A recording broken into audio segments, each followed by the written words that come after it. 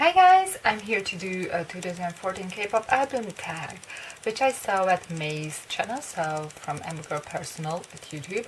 Not sure who made it originally because she didn't know, and I've seen it from quite a few people, so I'm really not sure who started it, but I have a feeling that it was randomly 2011, but I'm pretty sure she did it. Okay, so there are 10 questions because I'm doing the same questions as May did. I didn't add any new ones. Wrote them down here. And okay, let's start. My favorite album of 2014. There could be different albums too. This album ended up here because I wanted to include this album on like any of these categories to talk about this album. So it's not like the favorite, it's one of the favorites. That's what I'm trying to say here.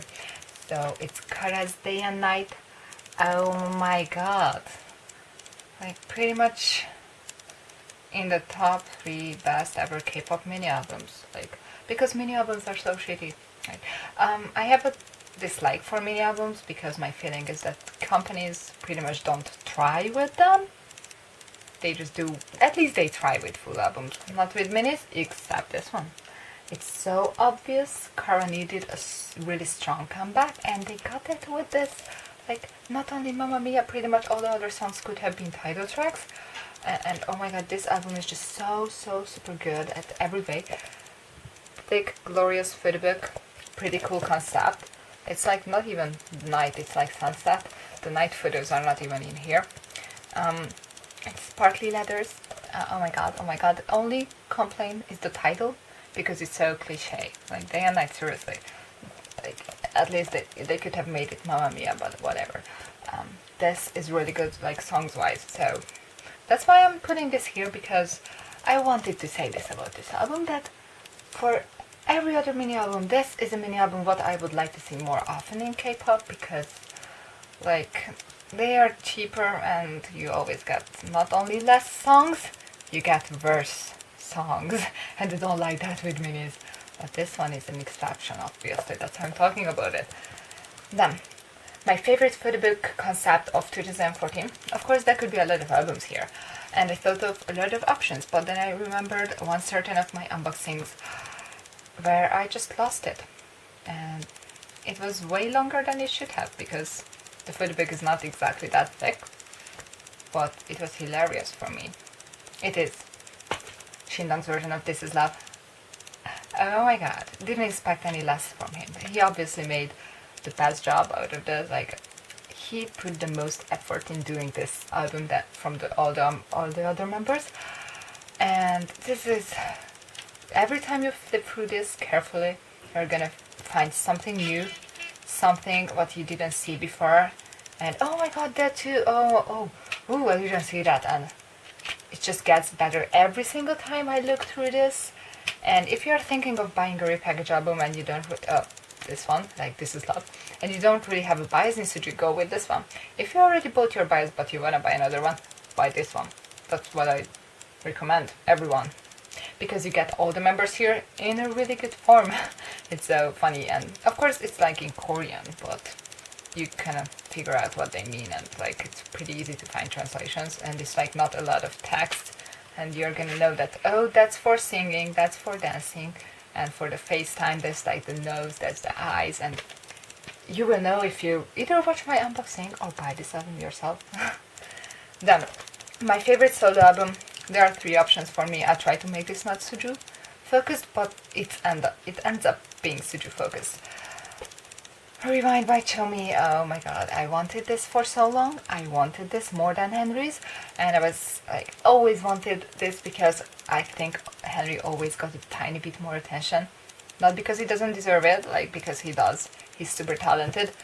But Chomi could have gotten the same attention, and finally he got a solo, which is amazing, and it's not ballady, which I expected, it's pop-y, and oh my god, and it's pretty much in Chinese, and Chomi sounds really good in Chinese, because obviously he's Chinese, but you know, it just sounds more natural, like for my ears. I don't really usually like the Chinese songs, and then I just figured because it's not Chinese people singing it, because like that's I think why it's, I don't know, it just sounds so natural, and this is so good.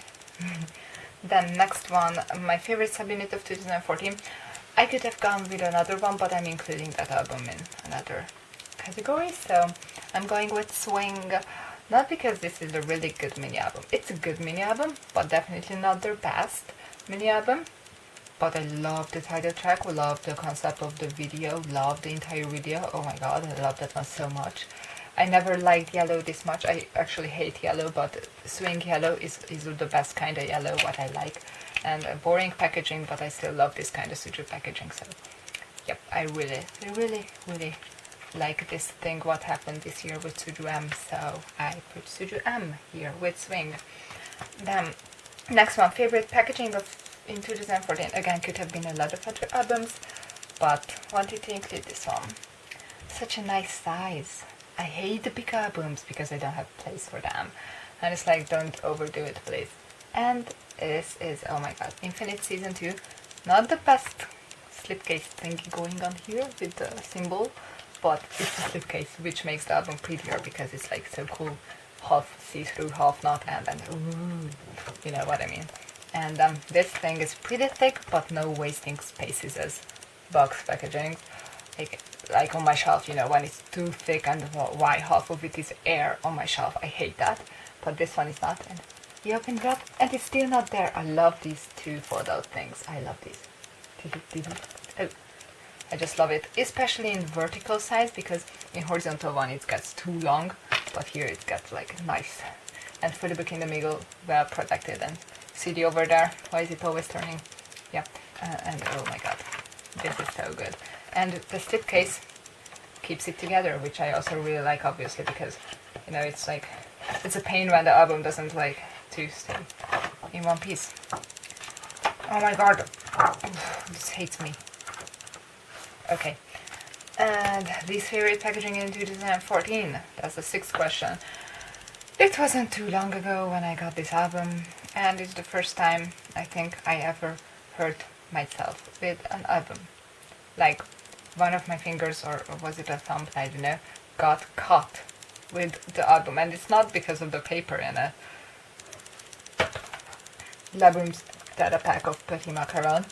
Love this group, I love them a lot, and I hate this packaging. It's not even like the like this thing what's inside the color. That is glorious. But this devil around it, what they call a plastic box, is the devil. And actually it looked cooler, but you can't even put it back in its original form properly. And how you open this is... Who the hell... Don't try to do an unboxing of this with one hand, even with two hands it's hard. Buy this if you want to support them. Open it once and maybe throw out the plastic box, that's what you can do. But because other than it stays fine without it. But I guess it belongs to it, so I'm still keeping it. But I'm not opening it ever again. Maybe once, like in my life, but no. Favorite non-Korean release by a Korean group? Write me, Eunhae. I've been obsessed, I had been obsessed with this for 2 months at least. And I still go back and listen to these songs. I have listened to this more than Mamacita. And Ride Me is not like the best thing that could have done, but I still like the song, but I totally understand if someone doesn't like it. It's weird. And pretty much the only songs which are like, could have been better a bit is Champagne Girl and Kisses Dynamite, I think, but I still like them a lot, so it's like, but the rest is, there are like 5 songs which are like, oh god, I want to listen to this more, and I do listen to them more. And this is so good. This is so good. Oh my god. This album is really good. And oh my god. How can a Japanese album be so good? And they were so... oh my god. Okay, then the album that surprised you in 2014. Lovely's debut album, Girls' Invasion, because William actually did debut that girl group. That's why they surprised me, because... And also, like, I don't expect many groups to debut in autumn. I expect them in, like, the beginning of the year and summer. So, like, what November girl group? Okay. And 8 members also surprised me. I wanted an 8-member group for so long, because there's, like, After School, this lineup, and now SNSD. Yeah. So 8 members, cool. And schoolgirl concept, I got surprised because seriously, you are going with that cliche thing.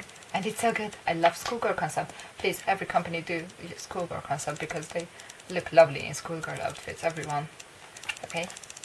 Okay, so, oh my god, I love that thing. And the album that I'm gonna... Okay, last 2 questions are for the same album, that's what I'm trying to say. Album that could have been better and most anticipated album of this year. So, it's only at number 9, like album that could have been better because it is at number 10. Most anticipated album this year. Because, you know, I wanted it to be better. Mamacita. Yeah.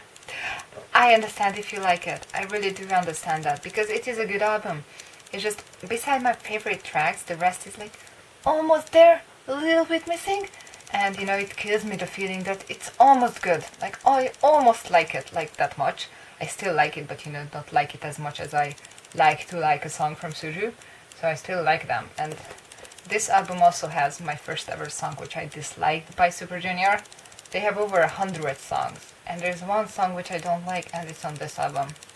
Too Many Beautiful Girls gets on my nerves. Especially when Siobhan sings it. And I never found his voice annoying. Never, ever. But this time, no. And I don't even know why. That song is just... I think the song hates me or something. Maybe because I don't like it, it hates me. And that results in me not liking it more. And my favorite tracks are like Evanescence and Raining Spell for Love. Those two are love. Like those two are oh my god. And Islands, that's like a pretty close... third-ish with Shirt, these 4. But from 13 tracks, only 4 are loving it this much. I don't know. It's like... Raining Spell for Love is maybe... I like it as much as my Ride Me 3rd favorite song. You know? Yeah, that's the problem, that I really like them, and I'm talking about 4 songs and Ride Me had like 5, which I'm like... But those are above these. So, Mamacita is pretty good. I like it, but Midnight Blues, forever. Is it the Sorry song? Sorry song? No, it's not. It's Midnight Blues. Oh, what I'm talking. And then This Is Love and Let's Dance are like, good.